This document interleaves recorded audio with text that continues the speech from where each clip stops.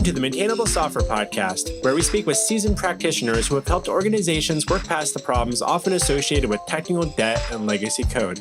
I'm your host, Robby Russell.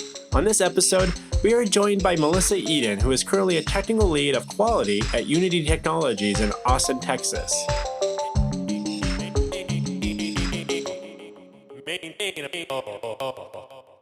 Melissa Eaden, welcome to Maintainable. Well, thank you for having me. As a technical lead of quality, can you describe how your role fits into a typical software delivery process?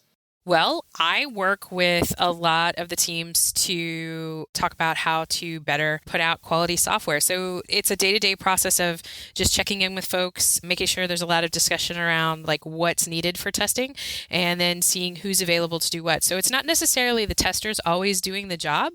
It's everybody on the team contributing to making quality software. So if we come up with an idea about how to test a particular piece of the software, the service or something, we're deciding on a day-to-day basis, like who would be best to do that? Who, if the devs need to write something, if we need to pair together, if we need to have me go talk to somebody over in another office, so all of those coordinating things, I do a lot of that.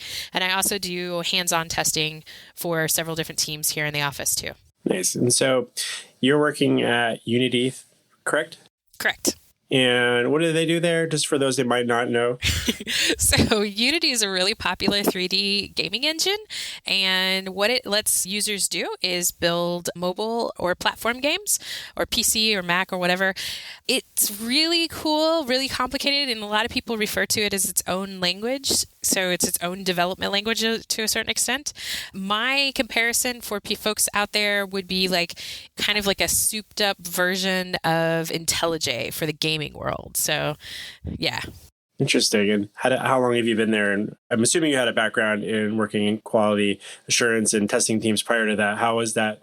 Did you feel like it was a big shift from the type of work that you've been doing before, given the type of products that people can make with that? Or is it actually very similar types of patterns that you're able to follow? So yes and no. I feel like the mindset and the techniques and the processes that I brought to the job were fairly similar. How I applied them were really different.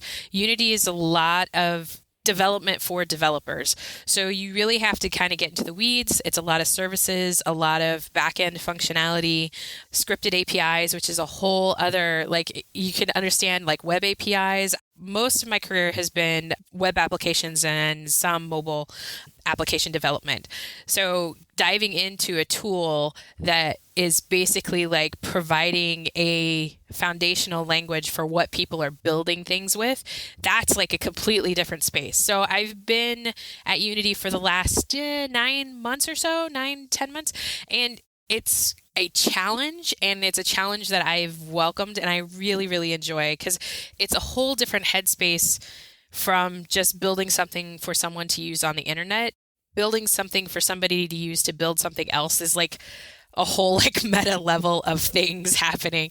So testing that, you have to take into consideration a lot of things that you might not based on your typical user, because a lot of the users we have it's a wide range of, and some of this is the same as web development. You're going to have beginners and you're going to have more power users. But the other thing is that because most of the folks engaging are all levels, you have to be able to maintain a quality and a usability across the whole space spectrum of users. So somebody who's a beginner should be able to come in and do something really simple fairly quickly.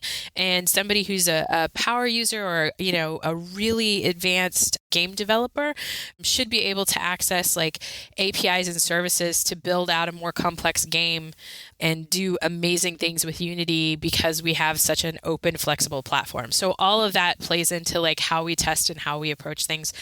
Every day I'm constantly learning something. I don't think there's a day that's gone by yet that I'm oh, okay, that's just one more thing I learned today, which is awesome. That's great. So going to switch gears just for a little bit and talk about, you joined this position, and I would assume a lot of times you've joined different organizations. You've come into an environment where there is probably some existing software that was already in production. and had a number of users, and you came in to help improve the overall quality of their customers' experience or of the software as a whole. Do you have any good stories about how you've come in and where like they really needed that and how you were able to kind of come in and help kind of navigate a path forward for like seeing some good progress on making things more maintainable long term? It's never a one-person job. So every project or job I've had, there is that little bit of misconception. Either testers are like, people pressing buttons and maybe we don't really need them, or they're just like these superhero entities that come in and save the day and make sure that everything is just glorious and gold and the day will be great and give me a cape and fly in and fix it. The reality is it's somewhere between those two. What I like to consider my role is enabling other folks to improve the quality of software. So it's somewhere between the two of like the superhero and the pressing buttons kind of mentality that I think people sometimes think testers have. So it's more really about coming in and joining a team and helping that team improve the quality of their software. So whatever I can do to help improve that quality, it's not going to be just my effort alone. It's going to be the entire team's effort because I can't write all the code by myself. I can't put out the software by myself. I can't build pipelines by myself. There's some people that can, and that's amazing. That's great. But I'm a person that's going to come in and be like, okay, so how could we look at this differently to make things better, more efficient, more usable, accessible, whatever, the guidelines and processes and whatever we actually need. What are our goals? So I'm constantly assessing like the big picture and then applying it to the smaller, more granular picture that is different features and things that we have to put out and make sure they're available for our users. What types of tools does someone in like your role typically use to help ensure the quality of your software projects? Slack. I'm not even kidding. Slack, Zoom. You would be surprised at how many things actually get fixed because you catch them early enough because you have a conversation with someone. So I'm a big proponent of making sure you are in meetings, you're in front of any kind of planning, you're talking with your developers and your project managers and your UX folks and any other testers that need to be involved. And you're constantly making connections with those people to try to figure out the state of things and figure out where your project fits in that state of things. Because it's usually you're on a project that's a small piece of a much larger application, or as with Unity, it's like literally a global application. It's built in 8 different offices or something around the world. So having that communication, staying open to having that communication with people, developing a network of folks where you can actually communicate and talk with them about issues you're having or issues they're having. They feel like they can reach out and talk with you. This is how quality gets built in from the beginning. Other tools that help with that, Jira, stuff like that, email. I can't say enough about communication tools and just like being really good about using those communication tools to the best of their abilities of what they have to offer you and leveraging them on a regular basis. Even in the office, the typical water cooler talk, like people talk about sitting in a break room or something and talking. I get a lot of information from just, somebody say, oh, well, I'm having this meeting about such and such. And I'm like, oh, hey, can you invite me to that? Because it sounds important. I think I should be there. And they'll be like, are you sure? And I'm like, yeah, I'll get invited to a meeting. It turns out it was totally the right call. I'm very pushy, might not be the exact right word, but yeah, I will put myself in a position where I can go to a meeting or make sure I get invited to a meeting or at least told about the meeting so that I can either gather information or understand what that process is or understand how people are putting things together. I think that's within the first 3 to 6 months of joining any company, any project, that's the most important thing you could do as a tester, is just that knowledge and information gathering. And then once you get that established, then you can start looking at like the bigger tools or things that people are using to actually test the software. It really isn't about the tools. If you're focusing on the tools, if you're focusing on like Selenium or WebDriver or automation from the get-go, then you're missing the point of how to get quality in, because quality is actually a people problem. It's not a tool problem. It's not a code problem necessarily. It's often misunderstandings and miscommunication that need to be corrected early on. And the faster and quicker you can get those corrections in, the less it's going to cost you on the other side. The less time I have to spend sitting with a computer actually physically testing something, because I've been with it every step of the way. I know exactly what it looks like when it gets handed off to me. If I can get to that point, and I've been to that point on some projects, it's an amazing feeling, because then I go, I know what this looks like. So now I can go into the weeds, or I can really pick it apart and see if there's anything we actually missed that we need to really look at. A lot of times testers aren't able to do that because they're trapped in focusing on functionality and getting it functionally right, because they aren't there in the beginning to say, hey, should we really be doing this? Does this make sense? Why are we taking this direction with it? Or like, hey, I know this other team that's working on the exact same idea. Maybe we should partner with them. If you have that knowledge, getting that knowledge is going to be half your job. And then the other half of your job is trying to make sure the knowledge you got is actually being implemented. As long as you're doing that, that's where you're going to fix like 85% of your problems. And then you'll just see defects melt away and technical debt sort of melt away, because having those conversations puts those things out on Front Street. People see that on a regular basis. My job is to make sure that those things are visible. And that's the other big thing that a tester can do, is really come in and make things visible. Problems, processes, whatever it is, like, hey, I'm having this issue. What's going on here? Oh, well, that's, we've dealt with that for a while. Well, why are you still dealing with it? Let's get it fixed. Like, what's holding us from getting us fixed? And then raising that blocker to the next person or the persons that can help get that fixed is, I feel like that's my job. And if a developer's being blocked, if another tester's being blocked, if I'm being blocked, making those things visible, making it progress visible, making how testing gets done very visible. Those things, visibility and communication, are probably the two biggest tools, and research, 3. So those 3 things are probably like the arsenal of testing in my consideration. Like, I have never, ever said that a tool will solve my problem before going and having a conversation with somebody about like this, and what about this, and have we thought about this? And then if that all shakes out, then it's like, okay, what tool could we use to make this even better?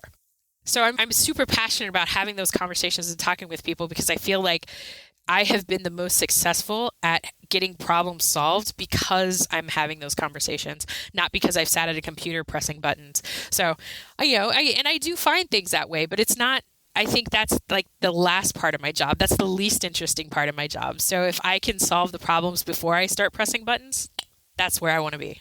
What sort of advice would you give to developers out there that are maybe working in a small team where they don't have access to someone like you, but maybe their team is starting to consider the idea of bringing in like a role like this into the organization? Because historically, all their testing has been kind of manual click testing by some people, maybe some of the people on the team, whether that be the developers themselves or other stakeholders.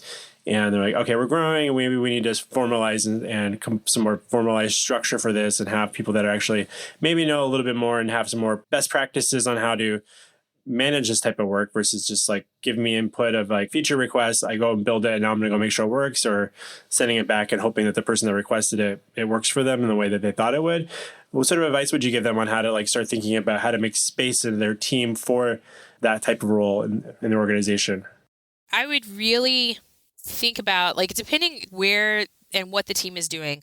Do you just want to add somebody to check? You can do that and hire people on a project by project basis.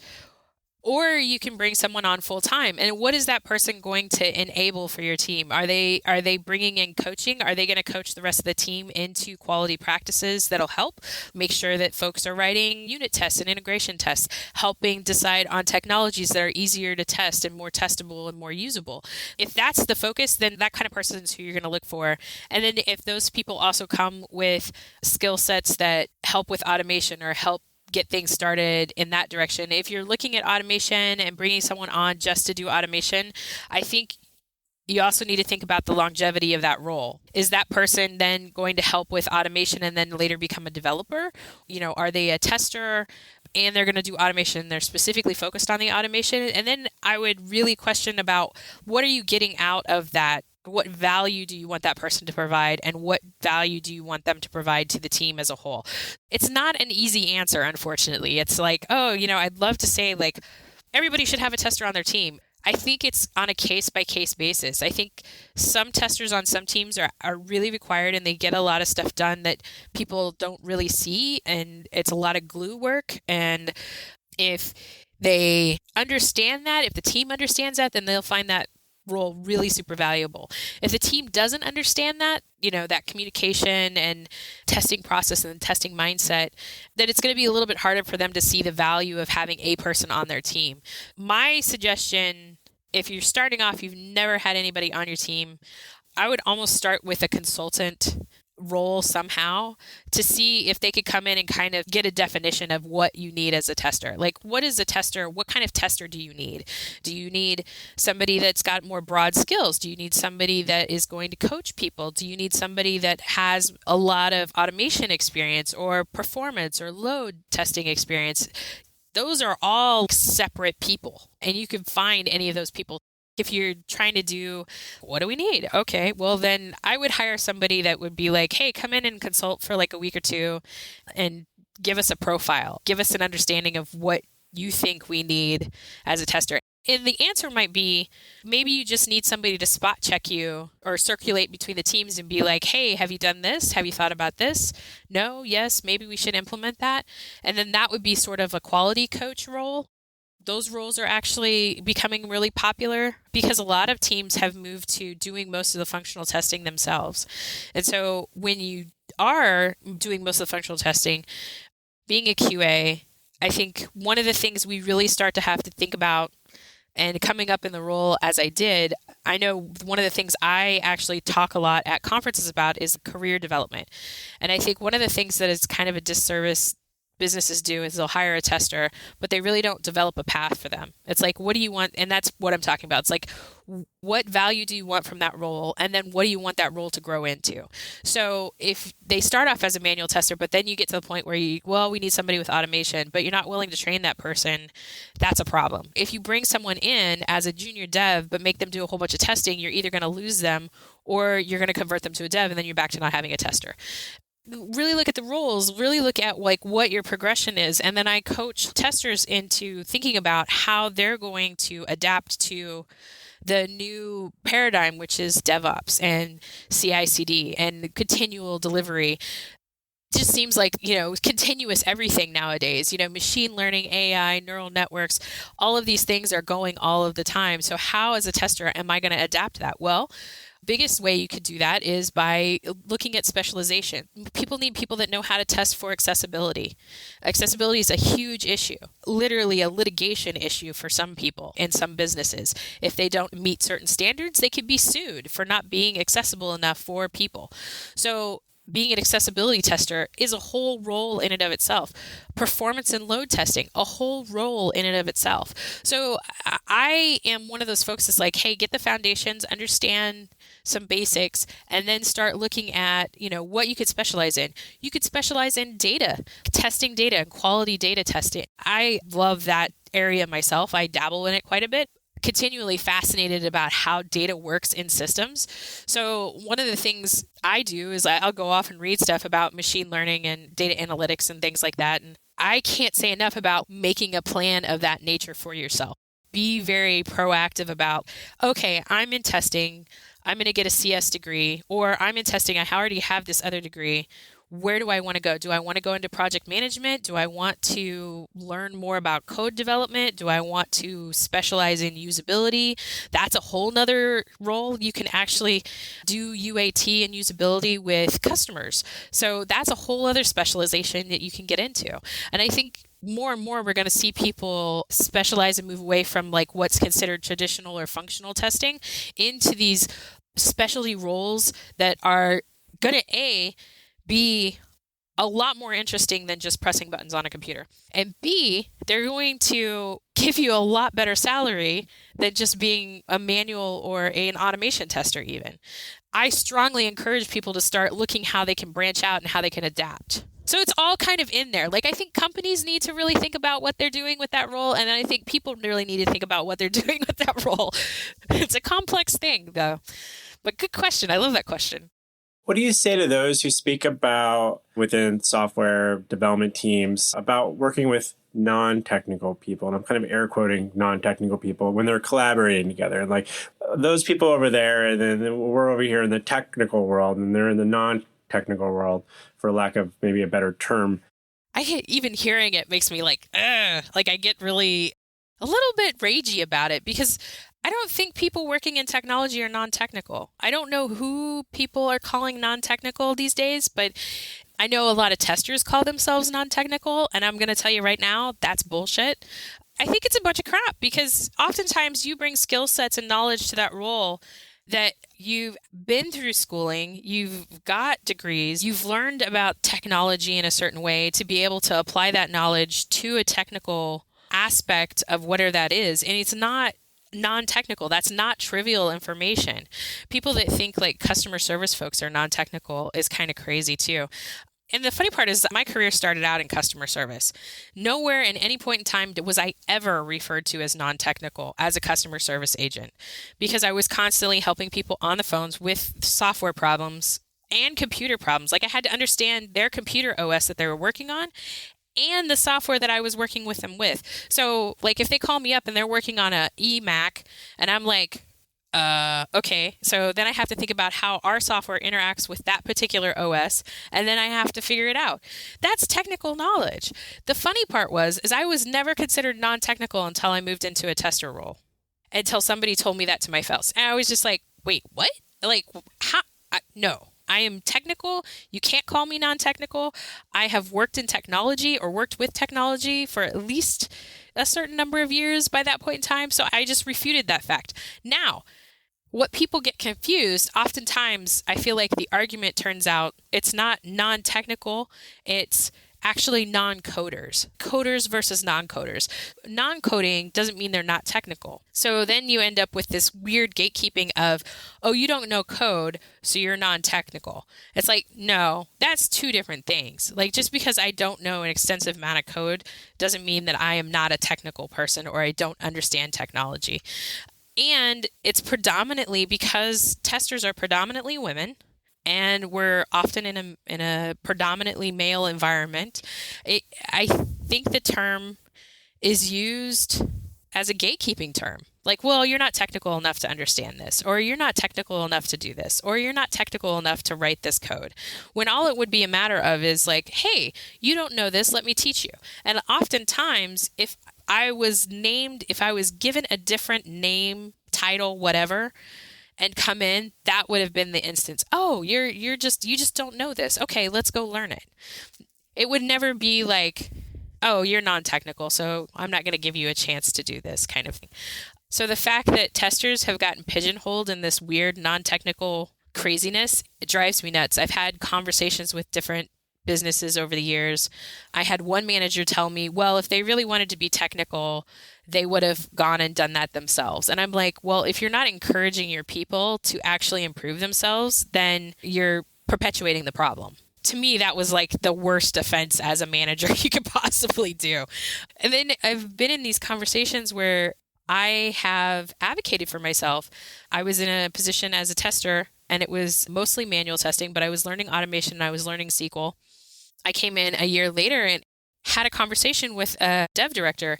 She was just like, we're really glad to have you. I'm like, hey, if you were really glad, you'd give me a raise because I am the most technical person on your staff right now, which was true. And it wasn't from saying the other person wasn't technical, because they were. They knew their job. They knew how to do their job. But I had learned additional skill sets to make me more valuable, that I was testing things on the back end with those skill sets. And I got a 25% raise because I pushed the issue. But I had to push it. Like I didn't automatically is like, oh, hey, you've done this really awesome work, Melissa, let's give you a raise. I actually had to bring up the fact that I had learned all of these skills to be able to do my job better. There's a spectrum of technical. So when I talk about, and then people are like, well, yeah, of course there's non-technical because there's people over here that don't know X, Y, and Z. Well, that's fine. But give them a chance to learn it. And they can be better technically skilled, but that doesn't mean they're not technical. So to me, it's like two different things, if that makes sense.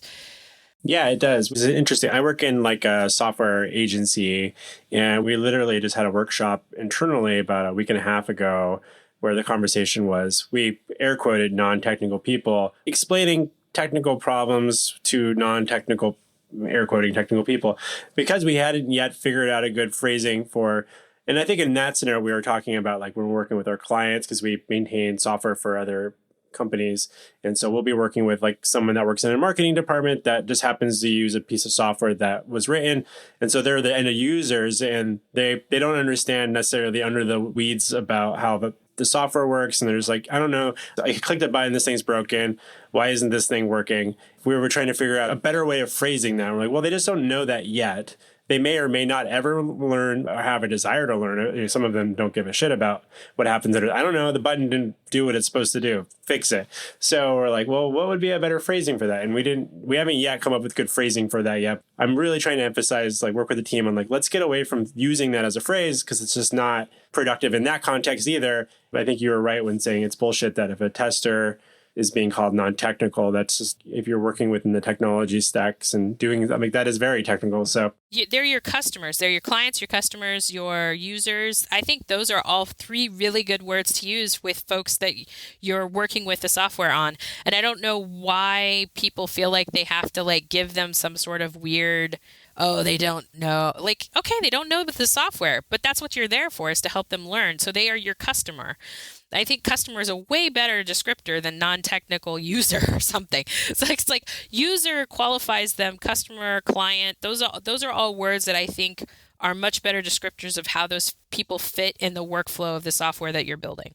You know, even with Unity is a very, very complex ecosystem, but it is designed for people to be able to come in and start fiddling with it. Do any of those folks know coding right off the bat? I doubt it. Some of them, in some cases, yes, but a lot of people that are independent, game shops, whatever, don't necessarily start with code. They start with images and pictures and animations. And we actually work with a design shop.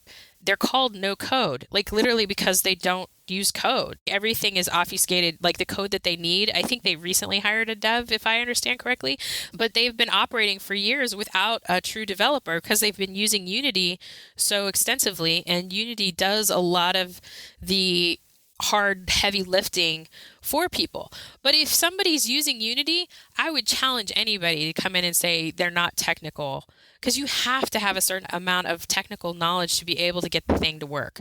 My onboarding, it took me 4 months to make a little cube that fell onto to a platform. And like, I know my next thing is like that cube's going to hit the platform and then spawn a bunch of other cubes. Like, I know where I want to go with it. I know Unity can help me do that. And I know I could look things up to help me do that. But when it takes you a certain amount of time, you know, learning curve to get like things to work and to understand how they work, that's all technical knowledge. That's really technical stuff, especially when you're using technology to do that, regardless of whether you know code or not. If you want to call me a non-coder, okay, cool, fine, that's fine. Not true, but that's fine. I mean, I'll put up with it because I don't code on a daily basis. I'm not writing code every day. I'm writing code like once a week if I'm lucky. And even then, it's kind of like a little fiddly bits, and it's not really like a whole application of things. Testers, like calling me non-technical, that's a good way to get on my bad side pretty quick.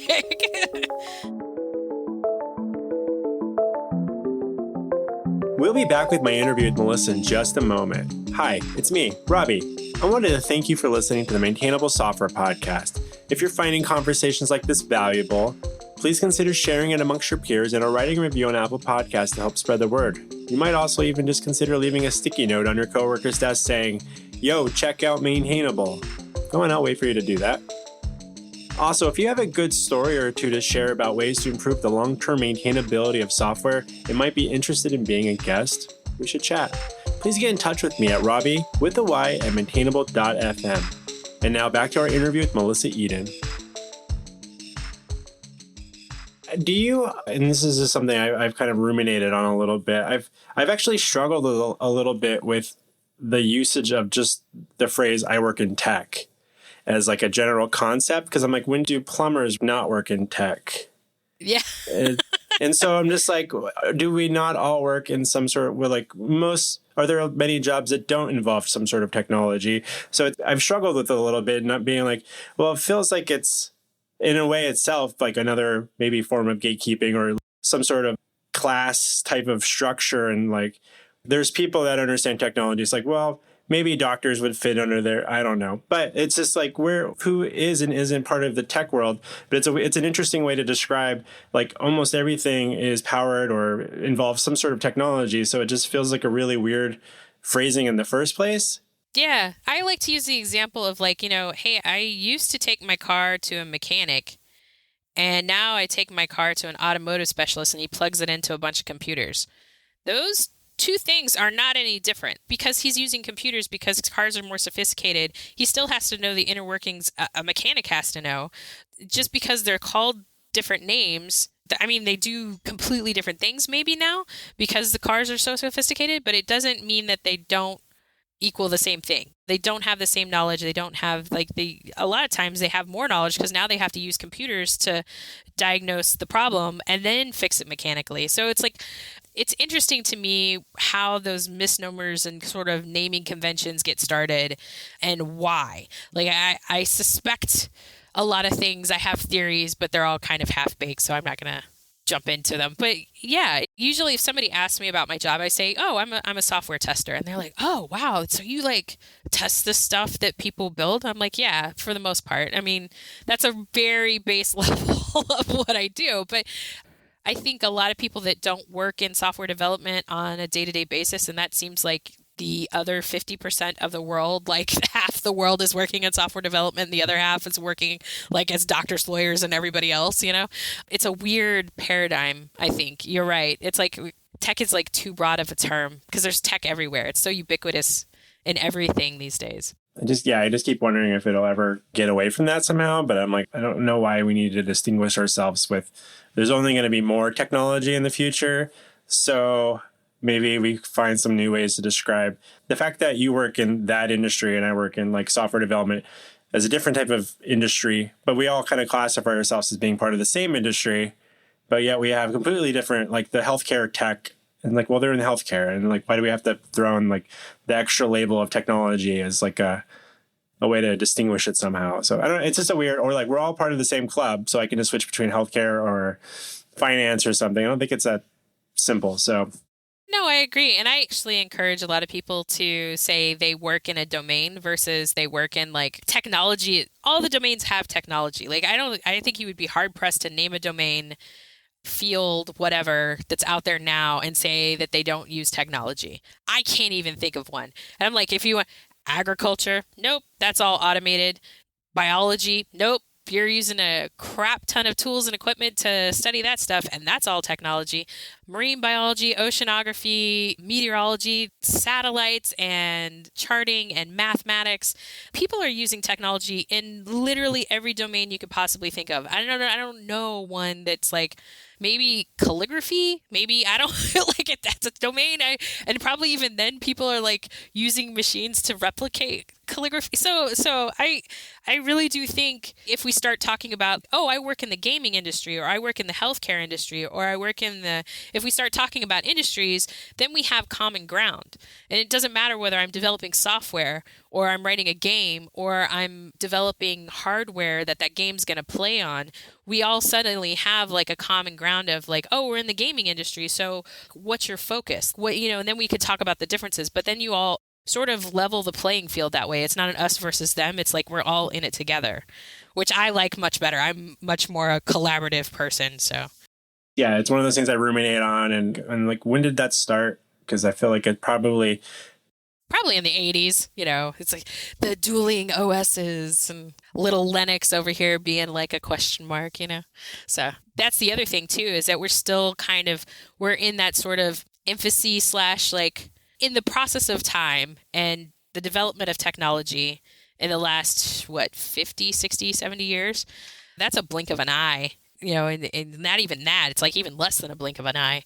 So we're still like, technology is sort of in its infancy, and it's like proliferating into everything. So I think we're going to have better, hopefully, like maybe in another 100 years, we won't even have it. It won't even be like, we won't even talk about it like tech. It'll just be a thing we do.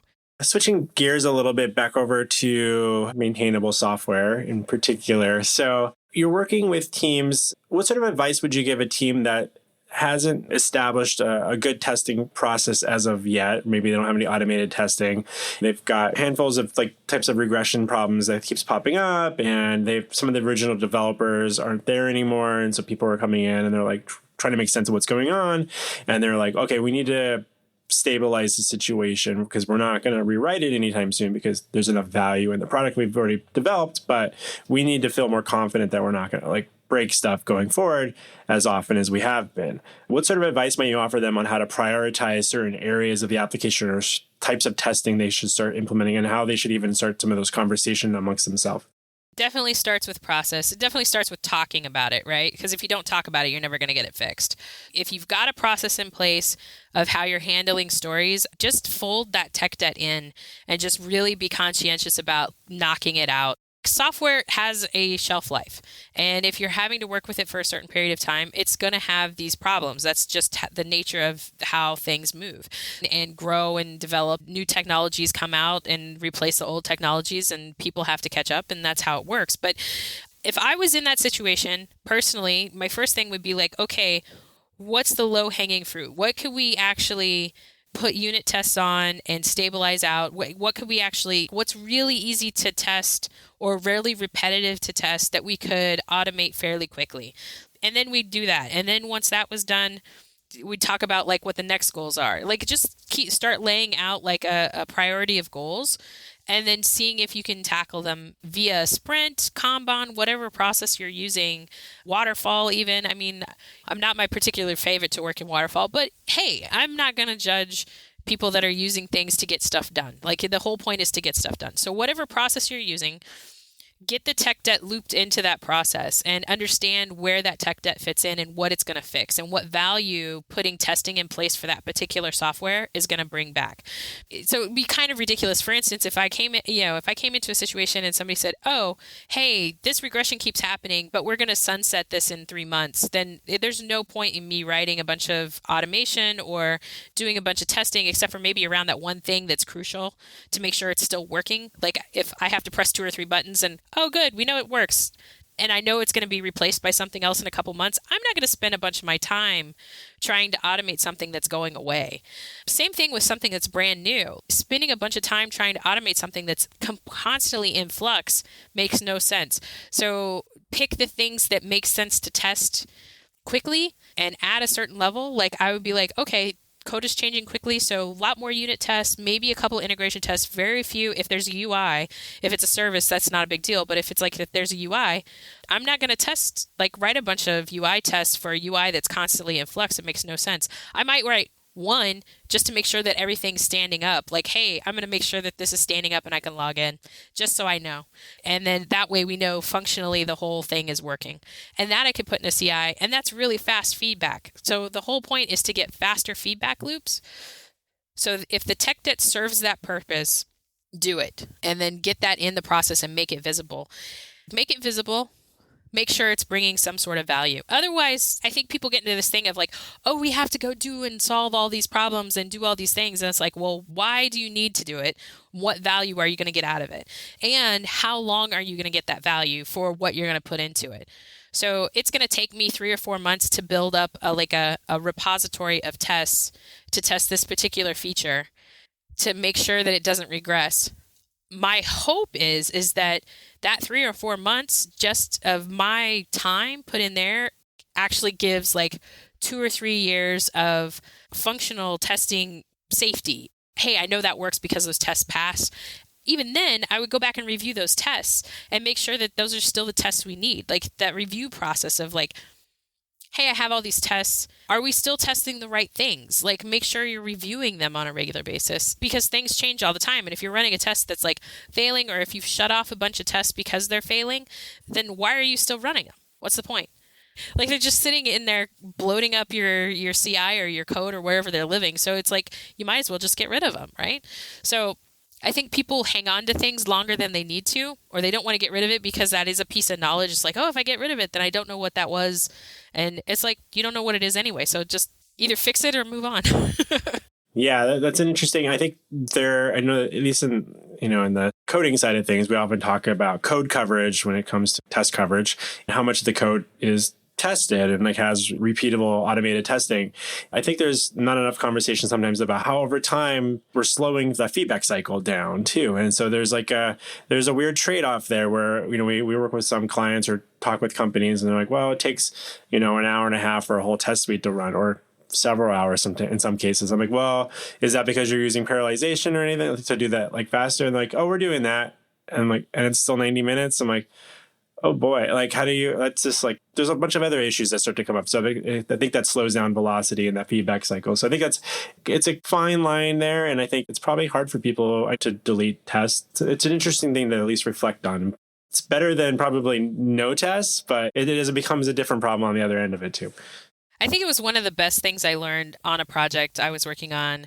We were doing a React project and I did not write the framework, but somebody set up the framework to do the front end tests in JavaScript. And so I was learning kind of rudimentary JavaScript to build out some tests and write them and things like that. I worked on that project for 3 months and I learned maybe a thimbleful of how JavaScript works. That was important to me. However, the important thing I learned was from my tech lead. She came through one day and just deleted a bunch of tests. And I was like, oh my God, why did you do that? And not talk to me about it. It's like everybody owned the project. It was perfectly fine. But I think it was the first time I experienced somebody like going in and like deleting a bunch of stuff. Like it didn't make sense to me. She was like, well, it's actually covered here. We did this in a bunch of unit tests. You don't need to do it at the UI level. And I was like, I had to think about that. I had to sit and think about it because it was like, well, it's the UI. It's different than the service. And it's not. What am I actually testing and where? Do I need to test that at UI level? What functionality am I actually trying to test? The logic? Well, if it's the logic, it should be tested in the service. It shouldn't be tested at the client level. So I was like, oh, okay, that makes more sense. Like testing APIs. If I'm testing communication and delivery of data and transformation and stuff, I don't want to test that through the UI. The UI might be triggering it, but I don't need a UI to test that. So thinking about where you're testing at what level and why was like a huge eye-opener for me. And then I went in and I went, okay, so then I looked at the whole test suite and I deleted a bunch more. And I got down to like 10 UI tests out of like 30 that we originally had. And then I said, okay, I agree with you, but we do have this one gap where we don't know if the service is actually communicating with the UI. And so we need some test that actually shows that the UI is actually doing this trigger. And she was like, okay, fine. So I put that back in. And so I had one test, not 5, covering this particular trigger, right? So really thinking about what we're testing and where the gaps are. And I think that's probably the hardest thing for anybody to really see, like developers, testers, it doesn't matter. Finding the gaps and like plugging them with some sort of coverage, wherever that coverage is and at the right level. That's the important part. Like writing 300, 400 UI tests that test everything from top to bottom. What is that really giving you? Because then if something fails that's not the UI, then you're having to like troubleshoot all the way down to the bottom of the stack. When if I had run tests at a particular level, say like the API or at the code level, it could have caught that error immediately before it ever hit the UI, any of the UI tests. So to me, I think that's another important thing for teams to really think about when they're applying testing is like, what level, what value, how long do I have to maintain this? All of those things, I think that's why a lot of people call it the testing mindset, is because you have to think about all of those things. And not everybody's good at that. And I'm not even good at that all the time. Like I actually struggle, it's a hard thing to do. It's like, okay, where is the right place to put this, right? Or does it even require me to put anything anywhere? And the other thing is like, if I look at something and I know for a fact that I can manually test it in 5 minutes or less, then why would I automate that? Would automation take longer or would it take less time? What's the complexity of the thing that I'm trying to test? That would it make it easier or would it make it harder to maintain the test than to just go test it? So I think people fall into that trap a lot too. Yeah, I think you make a great point, and I think that'd be very valuable for not only testers that are listening, but for software developers. Thinking about where should you be testing that, what layer, and it's not always like a super obvious answer, and there's probably trade-offs on both sides of that. What is one of the lessons you learned early on in your career that you find yourself reflecting on most often as like, I'm so glad that was something that I encountered back then? Well, and actually, I don't know. I think one of the things that I reflect on quite a bit nowadays, it wasn't early in my career. I wish I had learned it early. I think I got hints of it earlier, and I was like, that's curious, was understanding how to communicate with people.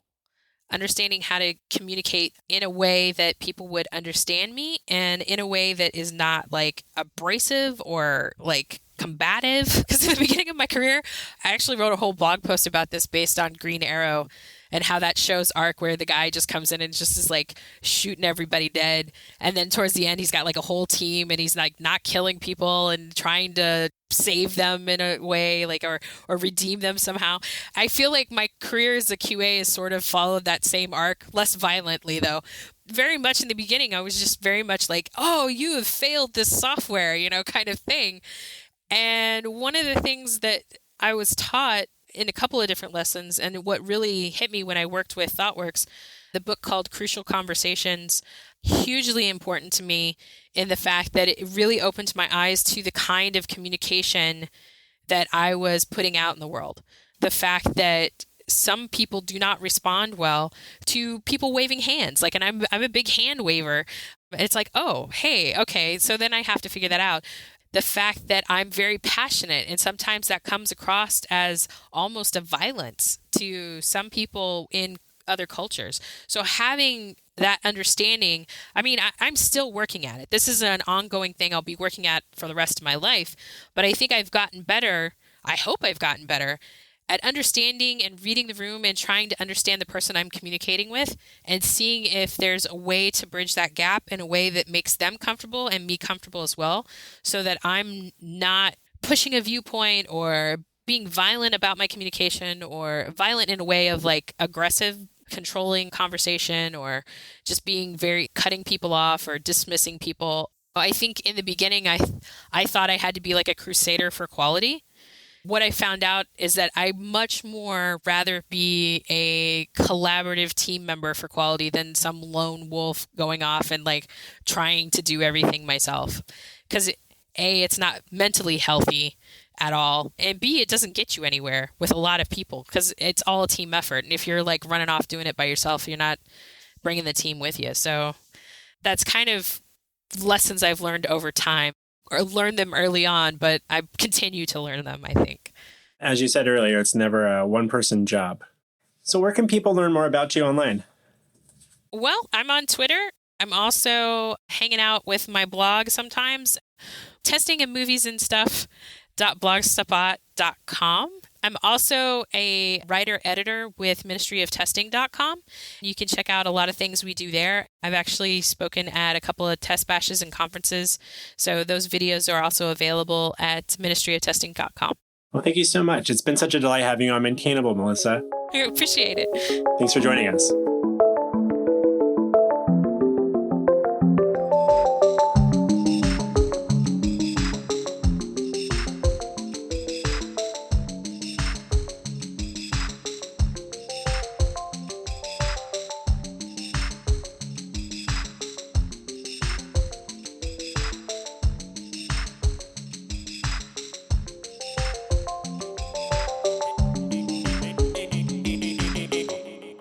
Maintainable.